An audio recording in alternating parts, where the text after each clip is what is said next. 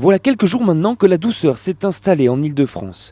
Presque 20 degrés à certains endroits pour le plus grand bonheur des amoureux du grand air. J'aime beaucoup le soleil et ça fait du bien pour se promener et aller jouer dehors. Ça nous fait revivre un petit peu parce que l'hiver a été très compliqué, très dur. Pourtant, cette douceur est loin d'être normale en plein hiver. La France bat un record de sécheresse et la région francilienne n'est pas épargnée. Depuis un mois, il n'a presque pas plu, de quoi inquiéter cet agriculteur des Yvelines.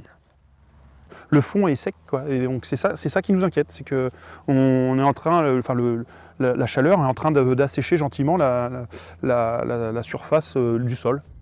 S'il ne pleut pas dans les 10 prochains jours, Christophe risque de perdre près de 1 000 € de récolte.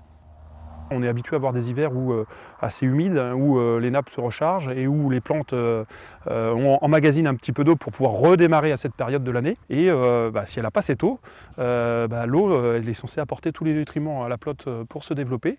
Et ça commence à nous inquiéter. Le défaut de précipitation a fait baisser le niveau des nappes phréatiques, faisant craindre un manque d'eau potable. On risque d'aller effectivement faire des restrictions d'alimentation en eau potable.